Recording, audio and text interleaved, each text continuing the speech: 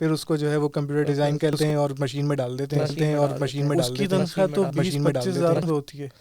8 घंटे की नौकरी करे और 1 घंटा अपने सेल्फ के लिए निकाल दे पैसिव इनकम के लिए, वही बंदा काम कर रहा है, वो 1000 लोग उस डिज़ाइन को खरीद सकते हैं क्योंकि इंटरनेट आ गया है। हमारा माइंड सेट ये है कि हमें नौकरी दे दो, हाँ पैसे मिल जाए क्योंकि पैसे इंटरनेट मिल आ जाए। गया है। पहले उसको कैसे चेंज करें? तो वो एक फेयर होता है, स्टार्टिंग में पैसे खौफ मिल होता है, जाए। वो वक्त के साथ साथ निकल जाएगा।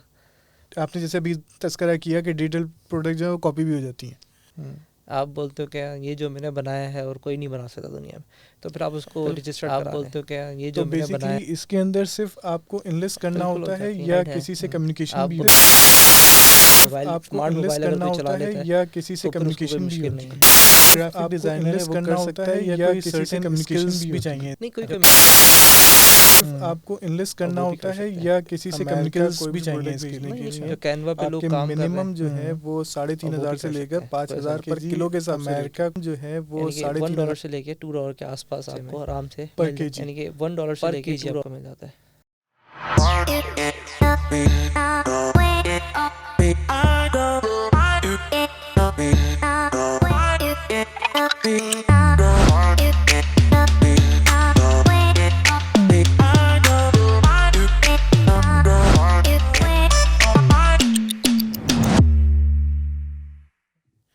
अस्सलाम वालेकुम, कैसे हैं आप लोग?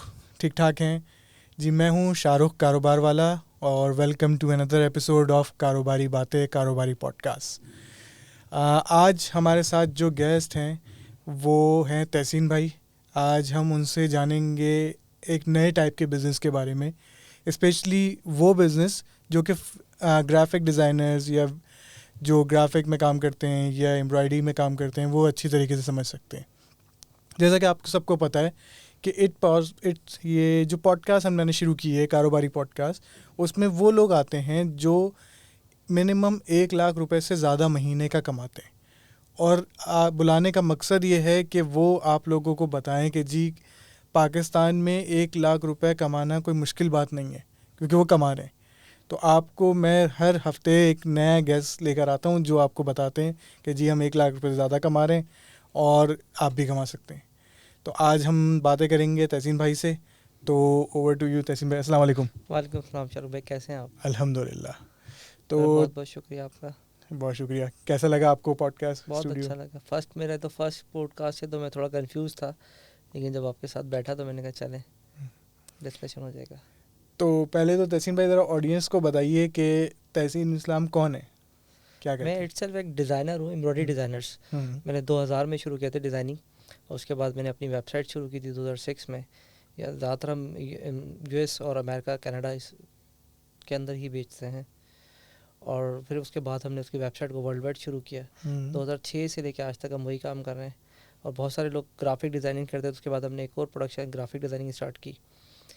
उसके बाद हमें पता चला कि कुछ डिजिटल प्रोडक्ट्स भी होती हैं, तो फिर हमने जो पहले लोगों को सर्विसेज देते थे फिर वो हमने अपने लिए बनाना शुरू किया। फिर हमने उसको एज अ ऑनलाइन बेचना शुरू किया। बहुत सारी वेबसाइट्स हैं डिजिटल जो प्रोडक्ट्स परचेज़ करती हैं, तो फिर हमने उसी के अंदर एड ऑन किया। वही डिज़ाइंस हैं वो हम डिजिटली अब बेचते हैं। 10,000 प्लस प्रोडक्ट्स है हमारी, तो हम वो डिजिटल बेचते हैं। लोग आते रहते हैं, ख़रीदते रहते हैं। वो रिकरिंग बिजनेस है। इसको कुछ लोग फिर पैसिव इनकम का भी नाम देते हैं, क्योंकि आप घर बैठे हैं, लोग डिज़ाइंस आके ख़रीद रहे हैं, आपका पैसा बन रहा है। तो बेसिकली हम एक ही काम था, उसको पहले हम खुद लोगों के लिए डिज़ाइंस करते थे, फिर हमने ग्राफिक डिज़ाइनिंग का भी स्टार्ट किया। फिर वो आहिस्ता अपडेट होता चला गया। तो आज के टाइम पे उसको पैसिव इनकम कहते हैं। ये बेसिकली अगर पुरानी बात करें तो वो एक डिज़ाइनर ही है, और एक डिजिटल प्रोडक्ट भी कहते हैं इसको। इसके मल्टीपल नाम जो आज के दौर में इसका नाम है डिजिटल प्रोडक्ट कहते हैं। Digital product. अच्छा, वैसे जो मैंने एम्ब्रॉयडरी का सुना है, तो मैंने जो अपनी एक्सपीरियंस पे देखा है, मैंने बहुत सारी फैक्ट्रीज़ विज़िट की हैं, तो वहाँ पर एक बंदा होता है जो एम्ब्रॉयडरी डिज़ाइन बना रहा होता है, फिर उसको जो है वो कंप्यूटर डिज़ाइन करते हैं और मशीन में डाल देते हैं। उसकी तनख्वाह तो 20-25 हज़ार रुपये होती है। हाँ, बस वो सिर्फ थोड़ा सा अपने आप को अपडेट कर लें। जो उसने डिज़ाइन अपने एम्प्लॉयर के लिए बनाया है, या अपने कस्टमर के लिए बनाया है, या अपने दोस्त के लिए बनाया है, तो उसी डिज़ाइन को वो सिर्फ अपने लिए बना ले जो उसको पसंद आता है, ठीक है। और उसको जो डिज़ाइन पसंद आ रहा है वो खुद बनाए, और डिजिटल प्रोडक्ट की वेबसाइट से वहाँ जाके उसको इन्वेस्ट कर दे, और वो फिर लोग आते रहते हैं उसके ऊपर ख़रीदते रहते हैं। यानी कि एक ही डिज़ाइन वो मल्टीपल कई हज़ार लोग को बेच सकता है। सिर्फ साइंस चेंज है उसके पीछे, है वही कंप्यूटर, वही चीज़ें हैं। इसको डिजिटल प्रोडक्ट का नाम दे दिया है।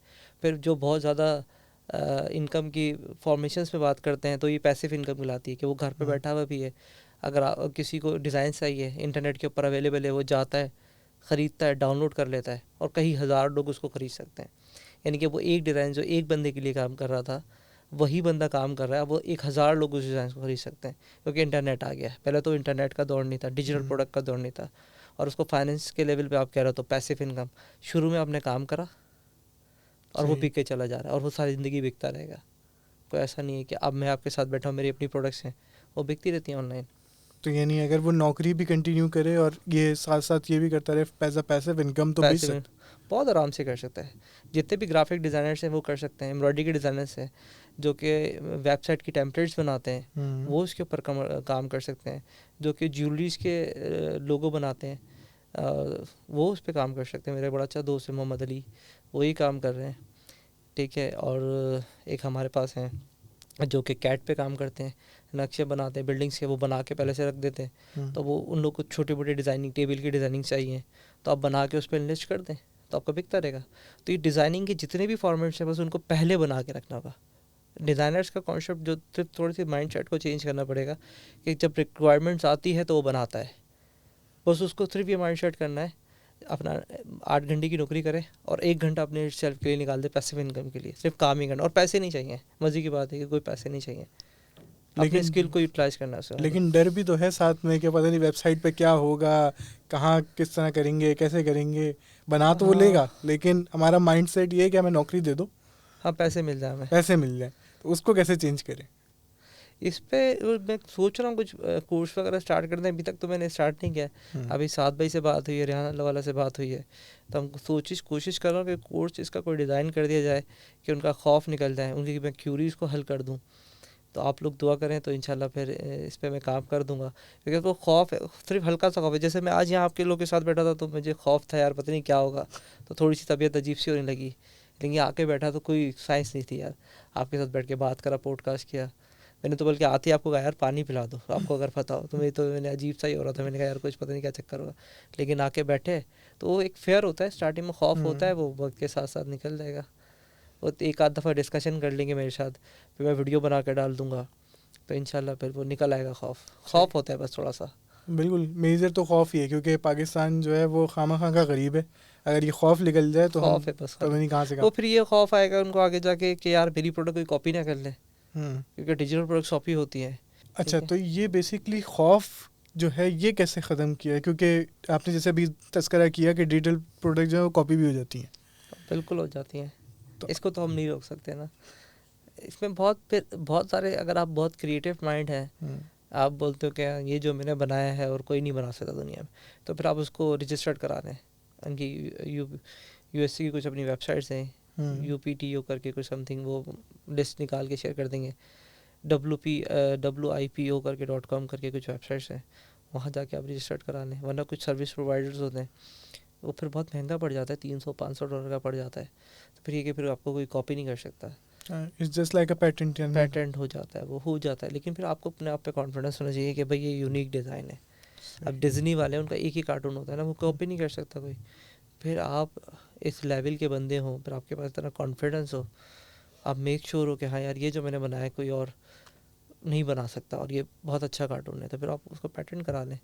पर हम लोग क्योंकि इतने क्रिएटिव है नहीं, हम कॉपी कैट कहते हैं। हम लोग कॉपी कैट है ना, जो बना रहा था उसी को थोड़ा सा चेंज कर देते हैं। कोई इनोवेशन नहीं है। कोई इनोवेशन वाला बंदा है तो वो आराम से फिर $300 की इन्वेस्टमेंट कर ले अपने आइडिया के ऊपर, फिर उसको कोई नहीं लेके जा सकता। सही। तो बेसिकली इसके अंदर सिर्फ आपको इन्वेस्ट करना होता है या किसी से कम्युनिकेशन भी होती है? नहीं, कोई कम्युनिकेशन नहीं है इतनी, क्योंकि वो डिज़ाइंस होता है। थोड़ा बहुत आपको थोड़ा सा फोटोशॉप पे आप खुद आता है, क्योंकि आप ग्राफिक डिज़ाइनर्स हो, तो फोटोशॉप आपको आ रहा होता है। तो तस्वीरों को अच्छा होनी चाहिए। मैं तो कहता हूँ बल्कि इंटरनेट पे बिकती ही तस्वीर है, क्योंकि उसको कोई फिजिकली तो कोई चेक ही नहीं कर सकते ना। तो तस्वीर जितनी अच्छी होगी, पिक्चर्स जितनी अच्छी होंगी आपकी, तो आपका वो बिकेगा, प्रोडक्ट्स बिकेगा। इंटरनेट पे तस्वीर बिकती है, ये मेरा एक अपना कॉन्सेप्ट है। आप देखिए ना, कोई भी चीज़ आप तस्वीर देखते हैं। सही है। क्या देखते हो आप? तस्वीर देखते हैं, पढ़ते बहुत बाद में। हाँ जी। मैंने कुछ एक आर्टिकल्स भी पढ़े थे कि वो उसका स्पैन जो होता है वो 8 सेकंड या 10 सेकंड का होता है। सबसे पहले वो देखेगा और स्किमिंग करेगा, एंड अगर उसको वर्ड भी पढ़ना होगा ना, पूरी लाइन में वो वर्ड पढ़ेगा जो उसको पढ़ा पहले ढूंढ रहा है, वो ढूंढने जो आया है। मिसाल के तौर पे कोई ढूंढने आया है एम्ब्रॉयडरी डिज़ाइंस, तो वो सबसे पहले तस्वीर देखेगा, हाँ तस्वीर उसकी रेलिवेंसी में आ गई, डिज़ाइन से एम्ब्रॉयडरी का है, अच्छा ग्राफिक का डिज़ाइन है, वो रेलिवेंसी पकड़ लेगा। जो अब हम डिज़ाइनर्स हैं तो हमारी आई पकड़ लेती है फ़ौरन कि ये मशीन पे चला हुआ है, मशीन पे नहीं चला। जिसका काम कहते हैं ना उसको पता होता है। जैसे अगर आप मिस्त्री को लेंगे तो दीवार दिख के आता है किस अनाड़ी ने बनाया यार, ये तो दीवार ही सीधी नहीं है। तो इस तरह से हमें पता चल जाता है कि ये एम्ब्रॉयडरी का डिज़ाइन है, ग्राफिक का डिज़ाइन है। और जैसे डिफरेंट मैकेनिक होते हैं, उनको पता चल जाता है यार ये तो तुम्हारी गाड़ी में ये मस्त है, देख के पता चल जाता है। तो वो सबसे पहले देखता है, फिर वो जाके पढ़ता है कि ये क्या लिखा हुआ है, उसको 8 सेकंड के अंदर दिखे। तो मैं ये कहता हूँ कि हम बिकती तस्वीरें हैं, तो मैं इस वजह से बोलता हूँ कि बिकती ही तस्वीरें हैं। सही। अच्छा, ये कोई भी जो ग्राफिक डिज़ाइनर है वो कर सकता है या कोई सर्टेन स्किल्स भी चाहिए इसके लिए? नहीं, कोई भी कर सकता है। मैं तो कहता हूँ बिगनर भी कर सकते हैं। अच्छा। जो कैनवा पे लोग काम कर रहे हैं और वो भी कर सकते हैं, कोई ऐसा मसला नहीं है। वो अगर अपना उनके पास सिर्फ अगर अपने लेटर्स बना दें, कोई एक छोटा मोटा डिज़ाइन बना दें, बिकने को कुछ भी बिक जाता है, हम कुछ नहीं कह सकते। वही 2-4 लाइनें मारी, थोड़ी बहुत क्रिएटिविटी की, कैनवा पे बनाया, रेडबबल पे अकाउंट बना लें, एटसी पे अकाउंट बना लें। सही। ये 2 वेबसाइट हो गई, यानी रेडबबल और काफ़ी एटसी। सारी है ये। हम इस पर अभी तक मैंने क्योंकि ऐसा कोई कोर्स डिज़ाइन नहीं किया, तो ये तो हमें ऐसे ही गेट टुगेदर आपने बुलाया, हम आ गए। इसके पीछे मेरी कोई वर्किंग नहीं है, मैं खुद बेच रहा हूँ। तो हम बहुत सारी इस पर बहुत सारी, अभी मैंने स्टडी करा था, अमेज़ॉन खुद इटसेल्फ आ गया है। अच्छा। हाँ, तो हम मैंने एक्सप्लोर नहीं किया, उसको एंट्री नहीं थी, तो उस पर भी बिक रही हैं अब डिजिटल प्रोडक्ट्स। ऐसा मसला नहीं है, आप उस पर भी बेच सकते हैं। और कोई नहीं है, कोई अपना नाम बेच दें, अपने शाहरुख लिख लें तो किसी को पसंद आएगा। हो सकता है एम्ब्रॉयडरी के लिए या उसको टी शर्ट पे प्रिंट कराने के लिए चाहिए हो लिखा हुआ, वो ख़रीद लेगा। तो कोई इसमें रॉकेट साइंस नहीं है। सही। आप देखते होंगे वो लोगों को अपना नाम बहुत पसंद होता है, तो शाहरुख के नाम का लोगो बना के डाल दें, तहसीन इस्लाम के नाम का लोगो बना के डाल दें, तो बिक जाएगा, कोई ऐसा नहीं है। हाँ, बस ये होता है चैलेंज क्या, बस आपको कॉन्फिडेंस होना चाहिए, क्योंकि फ़ीस चार्ज करते हैं वो। आप अपनी वेबसाइट पे कर रहे हो तो फिर तो मसला ही नहीं ना, फिर तो फ्री है। आपने एक दफ़ा वेबसाइट बनवा ली, फिर तो आप उसमें प्रोडक्ट्स अपडेट करते रहें। तो कितना अमाउंट चार्ज करते हैं पर लिस्टिंग पे? ये लोग डिफरेंट होता है, इन लोग का हर परसेंटेज के हिसाब से चार्ज करते हैं। 10-15% चार्ज करते हैं सेल्स के ऊपर। सेल्स के ऊपर अगर बिकता है तो? हाँ, लेकिन पर लिस्टिंग पे भी चार्ज करते हैं। सही। बिकता है तो भी चार्ज करते हैं, और जब आप लिस्ट करते हो तब भी चार्ज करते हैं। तो बहुत ज़्यादा महंगा तो नहीं है कि जी लोग बोलेंगे जी इतना तो हम खर्च ही नहीं कर सकते? यार 40, अगर 20 सेंट भी चार्ज करते हो, 40 रुपये मेरे ख्याल से तो नॉट बैड। 40 रुपये चिंची का हमारा किराया ही चल रहा है अब तो यार। तो अगर वो तो देखिए, बस कॉन्फिडेंस चाहिए होता है कि हाँ यार बिकना चाहिए। मेरा भी किसी से तो कह रहा है यार 50 रुपये किराया लेते हैं चिंची वाले। मैंने कहा यार हमारा तो बहुत अमीर हो गया, अब 50 रुपये तो हम आने जाने के फेंक कर रहे हैं, क्योंकि पेट्रोल इतना महंगा है। सही बात है। अच्छा, ये तो हो गया आपका एम्ब्रॉयडरी और ग्राफिक डिज़ाइनर्स और इनके लिए। मैंने देखा है हमारे पास फोटोग्राफर्स जो हैं वो भी नौकरियां ढूंढ रहे हैं, क्योंकि वो हमारे यहाँ इतनी फील्ड हिट नहीं है। तो क्या वो तस्वीर खींच के कोई ऐसी सीनरी हाँ डेफिनेटली, वो भी बिकती है? आपने अगर देखा हो गूगल के, आप अगर, मैं देखा था कि मैं भी एक LCD पे देख रहा था, उस पर लिखा हुआ था picture taken by this person, taken by this, तो गूगल खुद भी खरीदता है। अच्छा। इन लोग की अपनी भी सर्विसेज होती हैं, आप वहाँ पे भी जाके बेच सकते हैं वो। लेकिन इस डिजिटल प्रोडक्ट से थोड़ा डिफरेंट होता है, इनका एक अपना प्लेटफॉर्म है गूगल का। तो आपने अगर कोई यूनिक ली है तो आप उसको भी बेच सकते हैं वो आप। लेकिन उनकी कुछ वेबसाइट्स हैं, उनकी ऊपर वोटिंग्स होती हैं, फिर वो खुद चेक करते हैं, तो वो डाल सकते हैं, उसमें कोई मसला नहीं है। जैसे अगर आप वीडियो वाले की दे रहे हैं या तस्वीर वाले की, तो यूट्यूब पे वो वीडियो बना के डाल देते हैं, तो वो भी डिजिटल प्रोडक्ट ही है ना, लोग देखे जा रहे हैं, आपके पास रेवेन्यू है, ये भी डिजिटल में ही आता है। फ़ोटो भी डिजिटल में ही आता है। फ़ोटो में बहुत सारी वेबसाइट्स ऐसी हैं जिसके अंदर फ़ोटोज़ बिकती हैं, उस पर पैसा आपको मिलता रहता है। सही। वो एक कोर्स डिज़ाइन करना है, क्योंकि मैं बिन हमारा लाइव जा रहा सेशन, तो मैं नाम नहीं ले सकता वेबसाइट का, तो फिर बोलेंगे यार ये गलत नाम ले रहे हैं। तो ऐसी प्रोडक्ट्स हैं, ऐसी वेबसाइट्स हैं जिसके अंदर आप इमेजेस भेज सकते हैं। ये बहुत सारी वेबसाइट्स हैं। सही। ये तो बहुत है। आप अपनी तस्वीरें खींच के डालें उसके अंदर, लोग अगर यूज़ करेंगे तो आपको पैसा मिलेगा। फाइन। तो ये थोड़ा सा डिजिटल प्रोडक्ट्स जो हैं इसको एक्सप्लेन करते हैं, ये हैं क्या बेसिकली? यानी आपने सिर्फ ग्राफिक, वो अभी तक मुझे समझ में आया कि एम्ब्रॉयडरी करते हैं, आपको टी शर्ट डिज़ाइन करते हैं, तो और अगर इसको एलिब्रेट करें डिजिटल प्रोडक्ट्स को तो क्या चीज़ होगी? अब हम रहते ही डिजिटल वर्ल्ड में। अभी जो हमारा वर्ल्ड है, अभी जो लोग हमें देख रहे हैं, हमें फिजिकली तो नहीं देख रहे होंगे ना, पर आपने उसको सिर्फ थोड़ा सा अपने आप को सेल्फ एजुकेट करना है। डिजिटल है, डिज़ाइंस पहले ही बनते थे, पहले वो मशीनरी पे, वो पहले पेपर पे बनाता था, फिर उसके बाद वो कंप्यूटर पे चला गया। अब कंप्यूटर पे बेचना आना चाहिए आपको, सिर्फ इसमें ये एक साइंस है। आप डिजिटल ही सारी चीज़ें, मतलब सारे 80-90% सारा डिजिटल है। आप हर चीज़ मोबाइल के थ्रू कर रहे हो, बस आपको एक बेचने की टेक्निक मैं इसको कहता हूँ। सही। इसको सिर्फ बेचने की टेक्निक से, तो ये सारी चीज़ें डिजिटलाइज हो गई हैं। हम अब शॉपिंग भी डिजिटलाइज ही करते हैं तकरीबन। तो ये सब डिजिटल है। पर जो ग्राफिक डिज़ाइनर्स का एरिया जो मैंने अभी तक देखा है, कि कोई उसको एजुकेट नहीं कर रहा है, कोई उसको बता नहीं रहा है, और शायद उन्होंने खुद वर्किंग भी नहीं की है, क्योंकि वो ग्राफिक डिज़ाइनर तो उसका माइंडसेट बना होता है यार बस अभी नौकरी करो, पैसा आ जाए, और उसको इतना पैसा मिल रहा होता है, वो इनोवेशन की तरफ जाता ही नहीं है। क्योंकि ग्राफिक डिजाइनिंग में मैंने नोट किया है वो उस्ताद वाला कॉन्सेप्ट है ना, जो उस्ताद कर रहा है तो वो उससे शागिर्द ने भी वही करना है, वही ट्रक की बत्ती के पीछे चल रहे हैं सारे, वही चल रहा है। इनोवेटर्स कोई नहीं है नहीं इसमें, जैसे ये लोगों को आइडिया भी नहीं है, और किसी ने हमारे यहाँ कोई कोर्स भी नहीं चल रहा है, और कोई ऐसा सिस्टम भी नहीं है। अब मैं तो इस फील्ड में था तो एजुकेट होता रहा, मैंने आपको बताया था कि मैं MBA कर रहा था, तो फिर जब मुझे फिर चीज़ें मिली थी यार, इसको तो डिजिटल प्रोडक्ट कहते हैं, और ये पैसिव इनकम भी इसको कहते हैं। तो ये जो वर्ड्स मैंने निकाले, ये मैंने इंटरनेशनली जब पढ़ा तो वहाँ से निकाले। वर्ड सिर्फ अल्फाज का चेंज है, बाकी चीज़ वही है। सही। तो आपको क्या क्या मुश्किलात आई जब आपने ये अपना बिजनेस शुरू किया, तो कुछ स्टोरी ज़रा सुनाएं। हाँ यार, ये बड़ा मसला था। हम कॉपी कैट, मैंने जो अल्फाज यूज़ किया, मैंने भी डिज़ाइन उठाया, डिज्नी के उठाया डिज़ाइन, और बेचना शुरू कर दिए। तो डिज्नी ने आपको कोई स्ट्राइक किया? कुछ स्ट्राइक मारे, अकाउंट ब्लॉक हो गए। तो फिर बाद में समझ में आया कि यार ये प्रोसेस नहीं है, ये तरीक़ेकार गलत है। इंसान है ना, क्योंकि हमें लगता है भाई क्या है, भाई इसके बाप का थोड़ी है, हमारे यही होता है, तो हम उठा लेते हैं किसी का भी कोई डिज़ाइन और कॉपी कर लेते हैं। बाहर ऐसा नहीं है। हम तो यहाँ पे एप्पल का लोगो मैंने देखा किसी 5 रुपए के पेन पे भी लगा हुआ है, पेट्रोल की वो टैंक पे लगाते हैं बाहर, एप्पल का लोगो वो लगा हुआ होता है। तो मैंने कहा यार ये साले ऐसे घूम रहे हैं यार लगा के। और जब से मुझे स्ट्राइक पड़ी है, नुकसान उठाया मैंने थोड़ा बहुत, क्योंकि अकाउंट्स आपके बंद हो जाते हैं, आपकी चीज़ें बंद हो जाती हैं। तो मैंने बोला यार ये तो बहुत ख़तरनाक चीज़ है यार। तो फिर उसको जाके फिर मैंने सेल्फ एजुकेट किया, कोर्सेज मैंने देखा कि भाई कैसे उसको चेक करना है। वो प्रॉपर प्रोसेस है। आप कोई भी डिज़ाइंस बना रहे हैं, कोई भी इनोवेशन, पहले आप उसको जाके चेक कर लें। ऑनलाइन इनकी वेबसाइट्स हैं, तो काफ़ी लोगों को नहीं पता कि हम, तो आप जैसे बहुत आसान भी, गूगल इमेजेस पर डाल के आप उसको चेक, मैं कोई साइंस नहीं है, गूगल इमेजेस पे गए, आपने कोई डिज़ाइन बनाया, वहाँ डाल के चेक कर लें, सिमिलरिटी तो नहीं हो रहा, गूगल इमेजेस भी आपको बता देता है, तो फिर आप उसको इन्वेस्ट कर लें। सही। आपका 80-30% कोई सिमिलर, कोई कलर कॉम्बिनेशन, कोई फॉन्ट मिक्स तो नहीं हो रहा। क्योंकि जब हम देखते हैं, होता है क्या है, हमारे सबकॉन्शियस माइंड में जो हम देख रहे होते हैं वही बना देते हैं, तो कहीं ना कहीं से कॉपी हो रहा होता है। इनोवेटिव तो है नहीं ना, इनोवेटिव आइडियाज़ हैं कुछ, ऐसा नहीं है कि नहीं है, मैं नहीं हूँ, लेकिन तो हम कॉपी कैट है, तो उसको जाके वहाँ से चेक कर लें। वरना इनकी अपनी वेबसाइट्स हैं, आप उस पर डालें, वो मल्टीपल लोकेशंस पे जाएगा सारे ब्रांड्स के ऊपर। ये हम कोर्स में भी इसको, मेरा प्लान है कि हम उसको डाल दें उसके अंदर।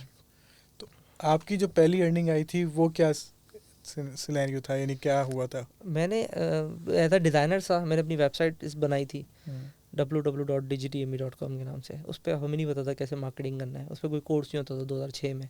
इंटरनेट भी लोग के पास वो डायलर होता था, टिक टिक टिक टिक टिक टिक जाके वो फिर कनेक्ट होता था। जेरीस आई थिंक कंपनी थी, साइबरनेट। हाँ, वो 150-100 रुपये का होता था। वो ऐसा यूज़ करते थे हम कि जैसे कोई बहुत बड़ी कोई चीज़ है, तो वो बड़ी मुश्किलों से करते थे हम। पर मुझे याद है आज भी कि हम कैफ़े जाते, अब कैफ़े जाते थे, उस आई थिंक 25 रुपये उस वक्त, 25-50 रुपये घंटा होता था। अब वो शौक़ था। अच्छा, हुआ ये था कि ईमेल्स का किसी ने बताया था कि ईमेल मार दें उनको तो वो आपसे कांटेक्ट कर लेते हैं। और एक उस वक्त इस तरह की हाइप खड़ी हुई थी 2006 के अंदर कि यार इंडिया वाले जो है ना वो अमेरिका में काम कर सकते हैं ऑनलाइन। अभी जैसे ई कॉमर्स का बूम लगा हुआ है, अमेज़ॉन का बूम, उस वक्त होता था कि वो घर बैठे काम कर सकते हैं। घर बैठे का अल्फाज भी शायद आई थिंक अभी का है, इंटरनेट पे काम कर सकते हैं, कुछ इस तरह का था। कुछ एग्जैक्ट वर्ड्स तो मुझे इस वक्त याद नहीं। तो हमने कहा यार क्या है। अब वो हमारे किसी दोस्तों के साथ बैठा कज़न में, एक जिस कंपनी में मैं काम करता था तो उसमें भी ये था कि वो डिज़ाइंस, उनका एक ऑफिस यूएस में था, एक यहाँ था, तो वो एक वहाँ बैठता था, तो ईमेल के थ्रू आ रहा जा रहा था। तो थोड़ा सा समझ में आ गया था यार ये सारा काम चल तो ईमेल के थ्रू हो रहा है। तो समझ में आ गया था कि ईमेल की कोई साइंस है। तो हमने भी लोगों की वेबसाइट उठा के, गूगल उस वक्त था, तो हमने उठाया, उसको ईमेल्स मारना शुरू कर दी। अच्छा, किसी ने हमें डिज़ाइन भेज भी दिया। अच्छा, हमने कहा यार ये तो सही है, बनाया। अच्छा, डिज़ाइनिंग आती थी, 2006 में शुरू किया था, बना के हमने उनको भेज दिया। पैसे कैसे लें, अब ये सवाल खड़ा हो गया 2006 में। अरे पैसे कैसे लें। फिर मामू को कांटेक्ट किया हमने, 2-4 लोगों से बोला यार वो पेपल की कोई आईडी होती है, तुम उससे मंगवा लो। हमने वो आईडी उसको भेज दी, हमने कहा यार भेज देगा। तो फिर उनसे पूछा भाई पैसे आ गए, कह रहे हाँ पैसे आ गए। मैंने कहा यार ये तो कुछ सही काम हो गया है। तो इस तरह से फिर पैसे आना शुरू हो गए। उस वक्त भी मेरे डिज़ाइन पर $25 $50 के आसपास बिकता था एक डिज़ाइन। अब तो बहुत ज़्यादा कंपटीशन है, और $300 तक के डिज़ाइन बिका करते थे उस वक्त। तो फिर हमने ईमेल्स बांटना शुरू करी। फिर कुछ कॉल, उसी वक्त कॉल सेंटर का कॉन्सेप्ट आया था 2006 के अंदर ही। तो हमें पता चला कि कॉल सेंटर, फिर हमने एक लड़का उठा लिया। मैंने दोस्त को बोला यार कॉल पे बात करके देखते हैं। अच्छा, जिसका मुझे थोड़ा सा इंस्पिरेशन अपनी कंपनी से मिलती थी, क्योंकि उन्होंने वहाँ एक बंदा रखा था कॉलिंग का, क्योंकि वो बोलते थे हम यूएस में बैठे हैं 2006 के अंदर, लेकिन वो यूएस में नहीं होते थे, कॉल्स यहाँ आती थी। वो एकदम से वो हमारे साथ बात करते बोलता था hi I am Mike here, how can I help you. मैंने बोला अभी ये तो साला तो माइक तो नहीं है, ये तो हमारे साथ का कोई बिलाल या अदनान टाइप का कोई बंदा है, और ये थोड़ी देर में माइक बन जाता है। मैंने कहा ये सही साइंस खेल रहा है यार। तो देखिए यार, फिर थोड़े दिनों के अंदर कोई जेमिका, जर्सी और इस तरह के नाम वाली फीमेल्स भी आना शुरू हो गई हैं। मैंने कहा ये हो क्या रहा है, ये होती तो शाइस्ता है, गेम क्या चल रहा है, ये शाइस्ता होती है और सना होती है, ये सारा बन जाती है थोड़ी सी देर के अंदर। और वो शाइस्ता होती है, वो वहाँ की कोई अमेरिका का नाम यूज़ मारते हैं, और थोड़ी सी देर के अंदर वो शाइस्ता से अंदर को कोई मतलब समझ लें एंजेलिना जूली बन जाती है। मैंने कहा यार ये तो सही जा रहा है भाई सारा। तो आइडिया वहाँ से उसने बेसिकली गेट कर लिया था। तो फिर हमने भी एक यहाँ पर कोई बिलाल अदनान टाइम का नाम का बंदा पकड़ा, उसको हमने बोला भाई तू टॉम क्रूज़ है भाई, फेमस नाम था उस वक्त का। मैंने कहा तू टॉम क्रूज़ बन जा, चल भाई। बोलता था चलो मैं टॉम क्रूज़ बन जाता हूँ। तो फिर कॉल पे उनसे कम्युनिकेट करता था, फिर एजुकेट थोड़ी थोड़ी आता रहा, और फिर हम इस तरह से हमारा प्रोसेस में चलता रहा। ये 4-5 साल तक इस तरह से। फिर रेवेन्यू, क्योंकि फंड का बहुत बड़ा मसला होता था, लैपटॉप भी नहीं होते थे, चीज़ें भी नहीं होती थी। फिर पैसा आता रहा, चीज़ें सेट करते रहे। फिर डिज़ाइनिंग का काम था, तो फिर लड़के हायर करे, फिर उनको सिखाते रहे। इस तरह से फिर ये रेवेन्यू बना। कॉल सेंटर आपका किसी कैंपेन पे काम करता था, यही डिज़ाइनिंग के लिए कॉल करता था? कॉल सेंटर का अल्फाज तो अभी आया ना, ये तो अभी का वर्ड है। वो तो कस्टमर सपोर्ट के भी अल्फाज समझ लें। वो बेसिकली उस वक्त तो ये एक सिनेरियो बिल्डअप हुआ था, उस वक्त इस चीज़ का कोई नाम नहीं था। वो कॉल्स डाइवर्सिटी DID कहलाती थी, DID मिल जाती है आपको अगर उस वक्त बात होती। कॉल सेंटर तो सब अभी आया है, आपको USA का नंबर मिल सकता था उस वक्त। ये कॉन्सेप्ट 2006 की अगर हम बात करें, उस वक्त ये नहीं होता था कि वो कॉल सेंटर। फिर भी बात पे कॉल सेंटर बनना शुरू हुआ, DID के नाम से आना शुरू करा, और अमेरिका का नंबर आप यहीं बैठे बैठे हासिल कर सकते हैं। फिर स्काइप आया, फिर 1-2 कंपनीज आई, फिर तो कॉल सेंटर का नाम, तो हमने भी बस ऐसे ही बंदा रख लिया था। फिर उसके साथ 2 बंदे रख लिए, फिर उसका एक कॉल सेंटर का नाम पड़ गया कि वो फिर वो बकायदा भी ये कॉल सेंटर है हमारा। तो मेरे कोई कॉल सेंटर नहीं था, बस ऐसे ही आ गया था। एक ही रूम में बैठते थे, एक ही साथ बैठे हुए, उतना कोई पैसे भी नहीं होते थे कि कोई बड़ा सा ऑफिस खरीद, बल्कि हमारे घर का ड्राइंग रूम ही होता था, मुझे अभी भी याद है।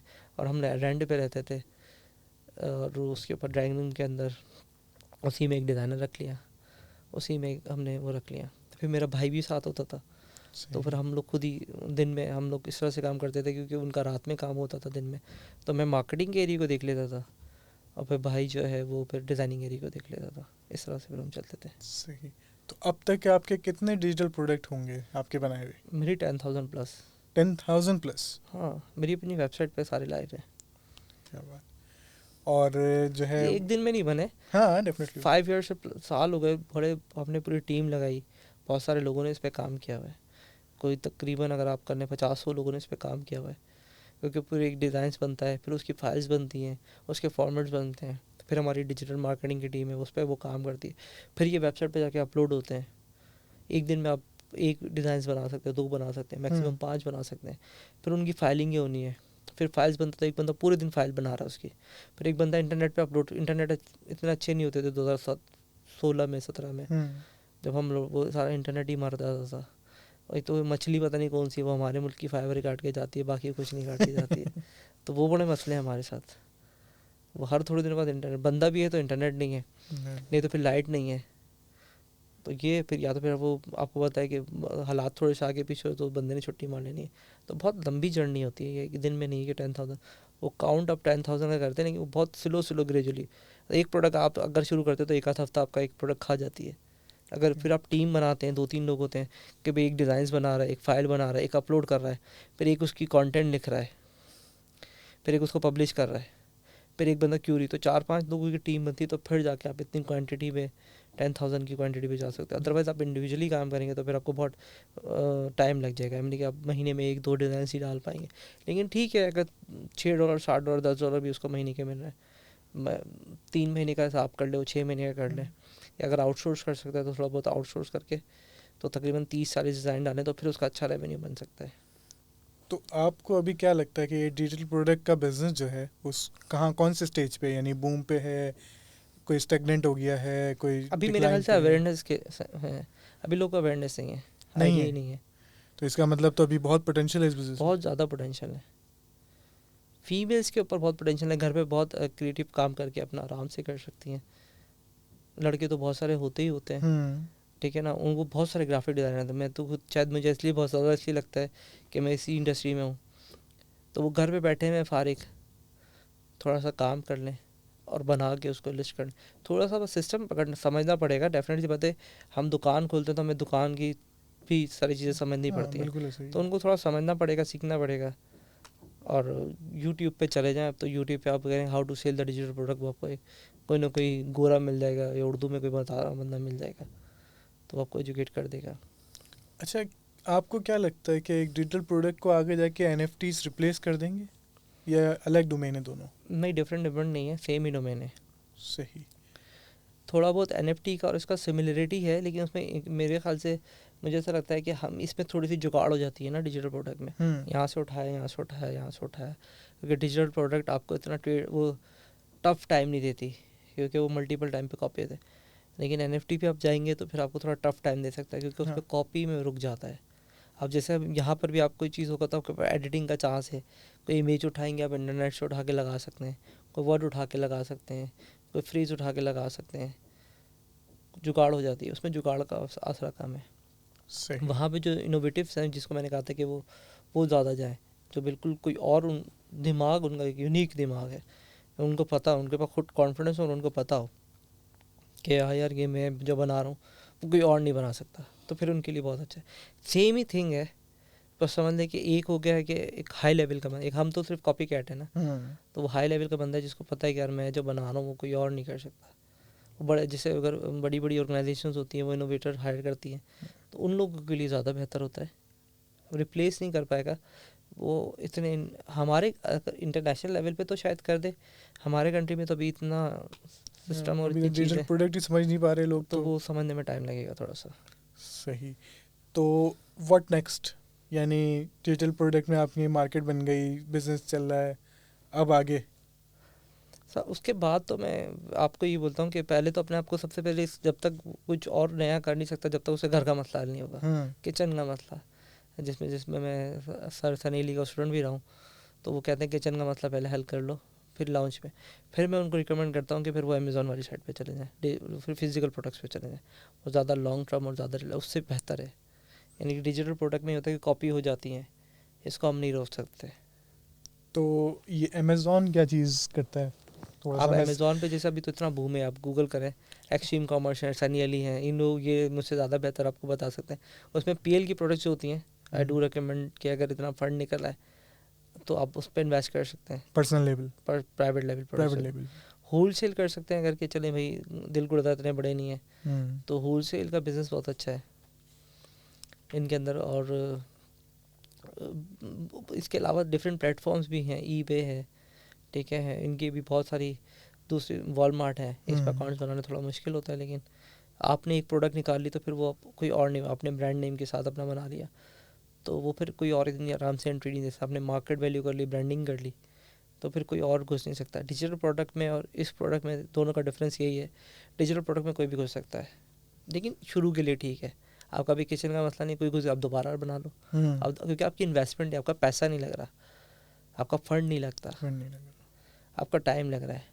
हमारे टाइम की तो वैसे ही कोई कदर नहीं है, हम तो आधे घंटे ट्रैफिक जैम में फंसे रहते हैं, एक जगह से दूसरी जगह पे आने में हमारा घंटों चले जाते हैं, तो हमारे वक्त की तो कदर नहीं। हमें कोई 12 बजे बुला के 1:30 बजे इंटरव्यू शुरू करे तो हमारी कदर तो वैसे भी नहीं है ना, कोई वक्त की कदर नहीं है, तो वक्त की तो हमारा कुछ नहीं हो सकता। तो वक्त तो हमारे पास बहुत है, मुझे ऐसा लगता है, तो इसलिए उसमें सिर्फ टाइम लगता है आपका।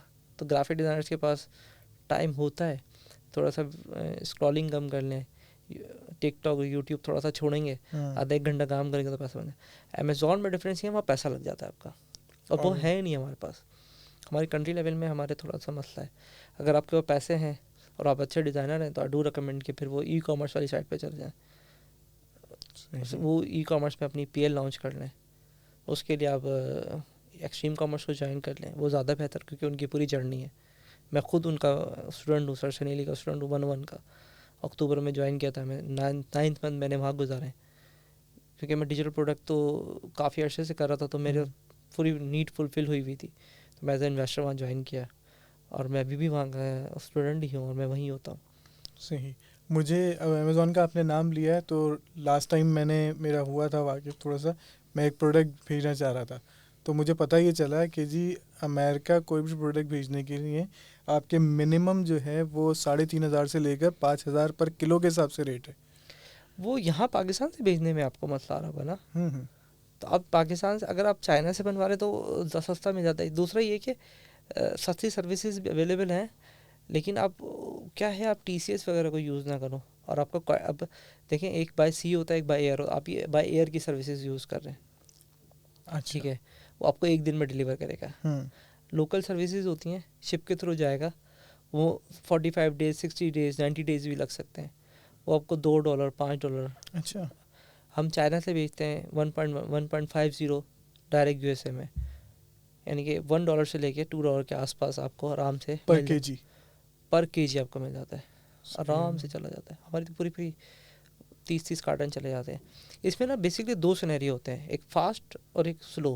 आप उसको समझे, आप फास्ट ट्रैक पे जा रहे हो ना, आप फास्ट ट्रैक पे जा रहे हो, वो महंगा पड़ेगा आपको, वो 3 दिन में डिलीवर कर देगा। आप उसमें टाइम बढ़ा दें, 90 दिन बाय सी भेज दें, बहुत सस्ते। आप एक्सट्रीम कॉमर्स ज्वाइन कर लें। एक्सट्रीम कॉमर्स का ग्रुप है, extreme commerce by Sunny Ali, I think उनका 1 मिलियन का ग्रुप है। वहाँ जाके आप एक क्वेश्चन डाल दें, आई एम लुकिंग समवन, कि कोई मेरी हेल्प कर दे कि मुझे यहाँ से पाकिस्तान से या चाइना से आइटम वहाँ भेजना है, तो आपको सपोर्ट कर देंगे। कोई भी वहाँ पे बहुत सारे बैठे हुए बंदे, और ऐसे बंदे को करेंगे जो उनका मेंबर हो, तो आपको ट्रस्ट लेवल भी बढ़ जाएगा कि भाई टोपी ड्रामेन हो जाए, क्योंकि 1 मिलियन का ग्रुप है तो कोई भी कर सकता है। हम वो तो गारंटी नहीं देंगे। उनका एक अपना ग्रुप है, बूट कैम्प का ग्रुप है, वो 5,300 उसमें आज की डेट पे मुझे इतना है, मैंने देखा है।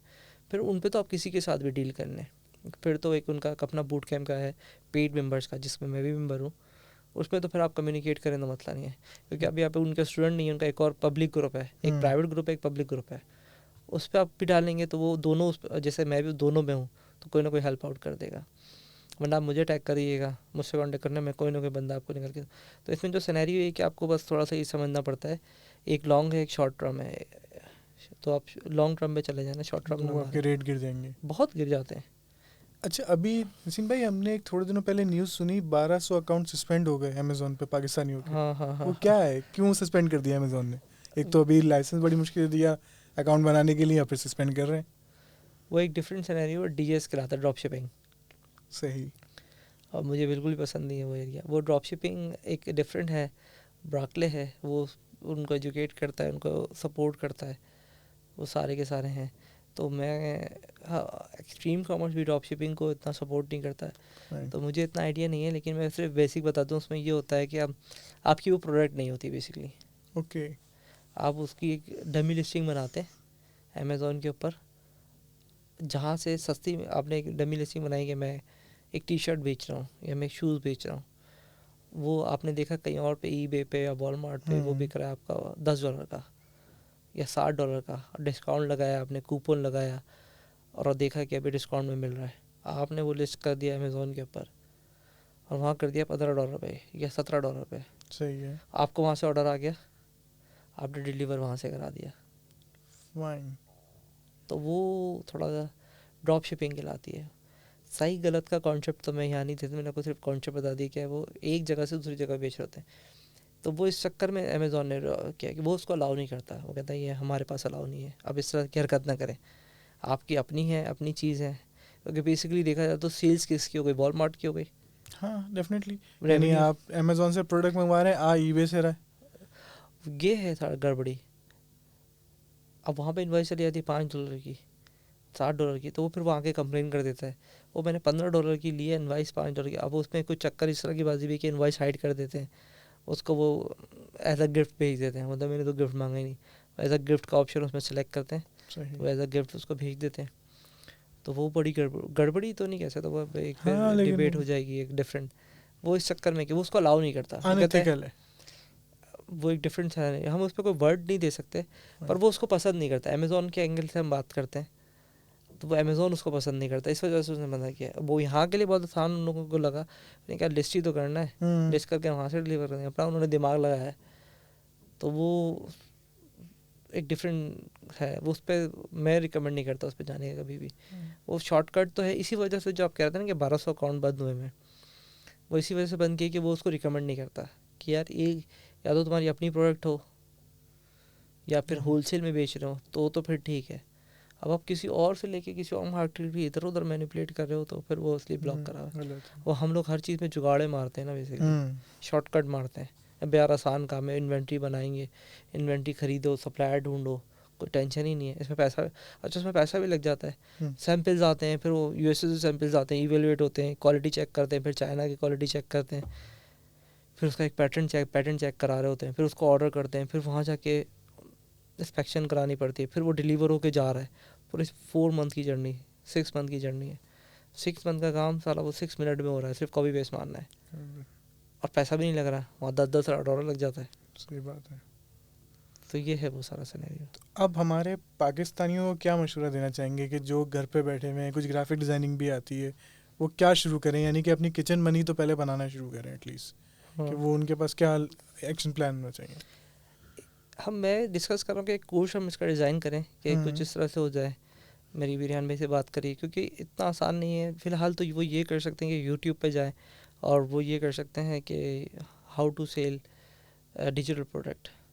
बाकी ये कि आप अगर वोट मेरी वीडियो देखने का वोट करेंगे अब शाहरुख भाई के उस पर, तो आप अपना फीडबैक दे दें कि भाई मैं उनको कोर्स डिज़ाइन करके दे दूँ, तो मैं कोर्स डिज़ाइन करेंगे। वरना थोड़ा सा टेक्निकलिटी तो है, आपको थोड़ा सा सीखना पड़ेगा, थोड़ा टाइम निकालना पड़ेगा। और वो कैसे रेवेन्यू जनरेट कर सकते हैं कि बस वो सिर्फ अभी फ़िलहाल अपने थोड़ा एक्सप्लोर करें, यूट्यूब पे करें कि मैं किस तरह के डिज़ाइन सेल्स हो रहे हैं, थोड़ा विजिट करें, रेडबबल पे विजिट करें, डिजिटल प्रोडक्ट लिख लें, डिजिटल प्रोडक्ट सेल ऑनलाइन कर लें, क्यूरी डालें गूगल के ऊपर, बहुत सारी वीडियो डिजिटल प्रोडक्ट निकल आएगी। ठीक है, थीम फॉरेस्ट है, उसके ऊपर आप अपनी थीम, जो वेब डेवलपर वेब डिज़ाइनर्स जो बैठे हैं वो अपनी थीम बेच सकते हैं उसके ऊपर। ये हमने शायद स्टार्टिंग में मेरे पॉइंट्स रह गया, तो वो अपनी थीम बनाए, वो बेच सकते, रिकरिंग होती रहती है, कोई कॉपी नहीं होती उसमें, तो इतना ज़्यादा आप आराम से कॉपी नहीं करने देते। तो थोड़ा एक्सप्लोर करना पड़ेगा, थोड़ी सी सेल्फ एजुकेट करना पड़ेगा।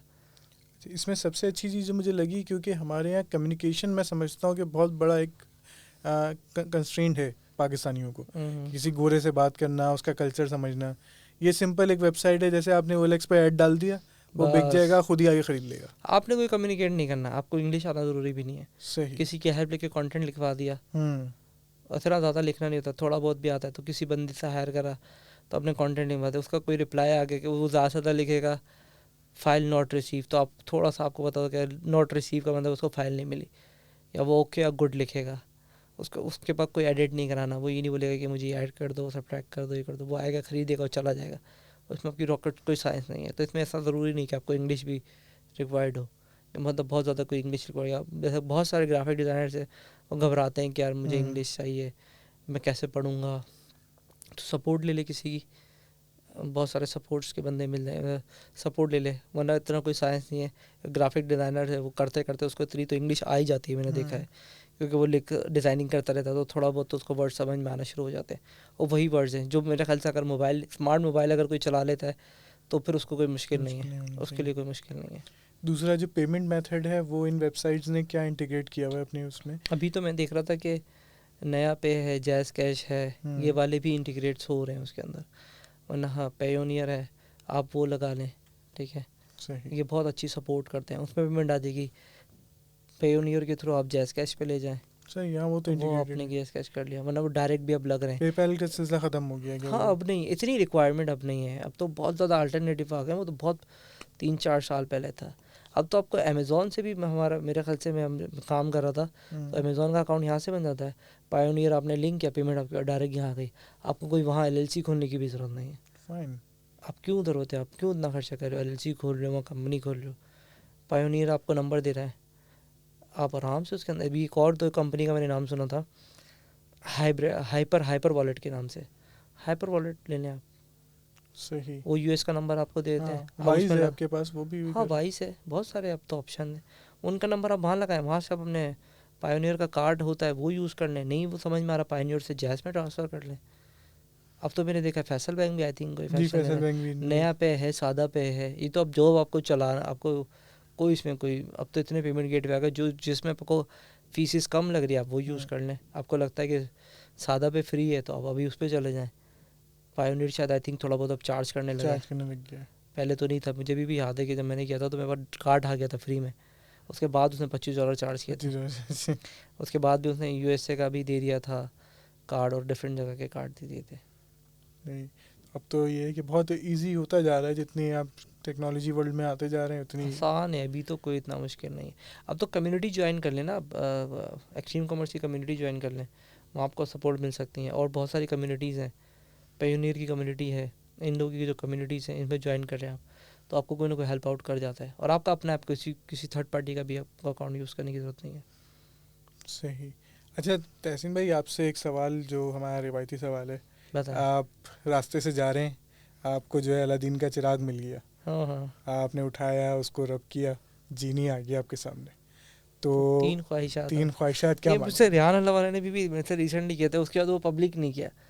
तो अब पब्लिक हो जाएगा, अब बता दें। अच्छा, तो मुझे उस वक्त भी होता था कि यार ऐसे अलादीन का चिराग आप क्यों लिए घूमते रहते हो यार, ये पहले तो मुझे ये बात बताएं, क्यों ख्वाहिशात आप जन्म में लेते रहते हैं? देखें, आपको जानने का सबसे अच्छा तरीका यही है ना, जब आप से ये सवाल पूछा जाएगा तो आपके जो सबकॉन्शियस माइंड में चीज़ें चल रही होंगी वो सामने आएंगी कि आप क्या चाहते हैं सब चीज़ों के लिए।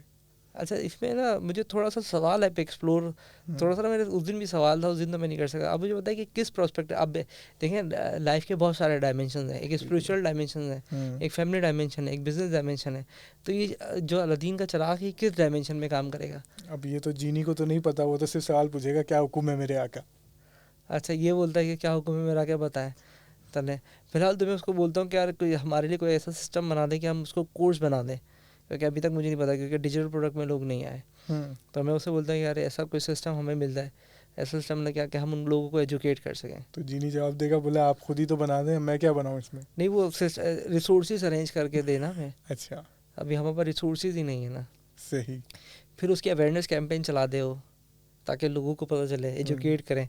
जो रेहान अल्लाह वाला का प्रोग्राम है कि 1 लाख रुपए आप कमा सकते हैं, तो क्योंकि मैं उन्हीं की वजह से यहाँ बैठा हूँ, तो मैं कहता हूँ कि फिर उनको वो थोड़ी सपोर्ट कर दें। फिर थर्ड भी मेरा ये होता है कि जब हम खुद एजुकेट हो जाएंगे तो फिर हम इस मुल्क कंट्री के लिए थोड़ा सा, मुझे ऐसा लगता है कि बहुत ज़्यादा ज़रूरत है कि फ़ंड की बहुत ज़रूरत है, और कुछ एजुकेशन, ये फ़ंड और एजुकेशन दोनों को रिलेट कर लें साथ ही, क्योंकि अभी बहुत मुझे ऐसा लगता है कि एजुकेशन का बहुत मसला लगता है, क्योंकि लोगों के पास पैसे नहीं है तो वो एजुकेशन हासिल नहीं। क्योंकि मैं इटसेल्फ अगर मुझे पूछें तो मैंने अपने पास भी चेंज ऐसे ही है, लोग बोलते हैं कि पढ़ना इंपॉर्टेंट नहीं है, मैं कहता हूँ यार बहुत इंपॉर्टेंट है। क्योंकि जब मैंने MBA किया 2016 के अंदर, जब मेरे पास बहुत सारा, क्योंकि मेरा इस तरह से चलता था कि जैसे पान की दुकान है, आया पैसा खाया खर्च किया, या फिर बिल्डिंगों में लगा दिया, ये बड़े बड़े टीवी खरीद लिए, बड़ी बड़ी गाड़ी खरीद रहे हैं, वही दिखाने वाला सीन होता है।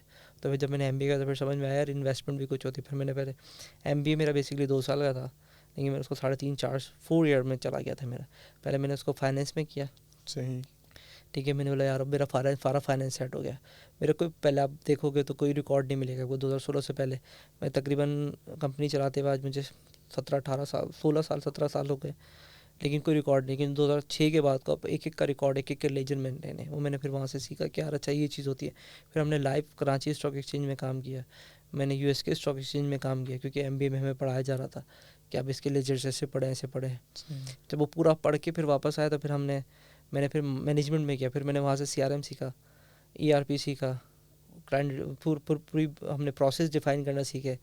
फिर मैं मार्केटिंग में गया, तो फिर मैंने पूरी मार्केटिंग सीखी। डिजिटल मार्केटिंग तो उसमें इतना ज़्यादा नहीं होता, लेकिन मार्केटिंग का वे डिफरेंट होता है, वही वो डिजिटल में आ गया कि आपने ब्रांड्स कैसे बनाना है, लॉयल्टी कैसे बनानी है, अपने आपको एक्सप्लोर। शायद मैंने वहाँ से पढ़ा था तो मैं आज यहाँ बैठा हूँ, तो मुझे पता था कि यार अपने आप को मार्केट कैसे करना है, अपने ब्रांड को मार्केट कैसे करना है, तो वो फिर वहाँ से निकला। तो एजुकेशन, फिर मैं जो अपना थर्ड वाला पॉइंट था जो मैं अपनी पूरी लाइफ साइकिल बताया, तो एजुकेशन से फिर मुझे ऐसा लगता है काफ़ी बड़ा चेंज आ सकता है, क्योंकि उनके सबकॉन्शियस माइंड में चीज़ें डिलीवर होगी और चीज़ें जाएंगी तो फिर वो कुछ नया कर सकते हैं, अदरवाइज वो कुछ नया नहीं कर सकते। वो उसी साइकिल में घुसे रहेंगे, सुबह काम पे जाएंगे, उसी पे ज़िंदगी चलती रहेगी। तो मैं जिनसे 3 रिक्वेस्ट करूँगा, ये वाली एक रिक्वेस्ट तो ये होगा कि हमारे लिए कोई सिस्टम अरेंज कर दें, सेकंड अवेयरनेस प्रोग्राम कर दें, क्योंकि अवेयरनेस के बगैर, इंस्पिरेशन के बगैर वो नहीं करेगा। और तीसरा है कि फिर सिर्फ यही वाली नॉलेज नहीं है, फिर बहुत बड़ी दुनिया है, डेटा साइंस आ गई है और फिर AI टेक्नोलॉजी आ गई है, तो फिर वो उस पर एजुकेट हो, पढ़ें और फिर मुल्क के लिए कुछ करें, क्योंकि मुल्क को बहुत ज़्यादा नीड है अभी अच्छे लोगों की। बिल्कुल ऐसा ही है। तो आप लोगों से मुखातिब हूँ कि जिन को नीड है और जो चाहते हैं कि तहसीन भाई उनके लिए कोर्स बनाएं, वो ज़रूर कमेंट में मेंशन करें कि उनको कोर्स की ज़रूरत है, ताकि फिर तहसीन भाई को भी कोई मोटिवेशन मिलेगी और कोर्स बनाएंगे। हाँ बिल्कुल बनाएंगे। तो थैंक यू तहसीन भाई, थैंक यू सो मच। बहुत अच्छा रहा आपके साथ, बड़ा मज़ा आया। बड़ा मज़ा, मुझे भी बहुत अच्छा लगा। मैं तो फर्स्ट टाइम आया, लेकिन मुझे ऐसा लगा ही नहीं कि हम कोई, हमें ऐसा लग रहा है कि बिल्कुल बैठे हुए आराम से बैठे हैं और सुकून से बैठे बातें की हैं।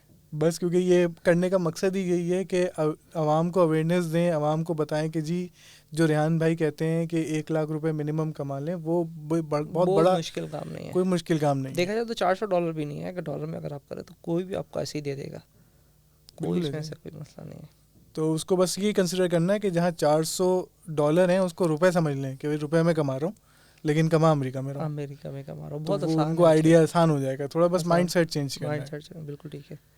तो बहुत शुक्रिया अगेन आपका आने का, आपका टाइम देने का, और जो कोई कमी पेशी रह गई हो तो उसके लिए माफ़ी। ठीक है, थैंक यू सो मच, बहुत अच्छा लगा आपसे मिलकर, बहुत खुशी हुई।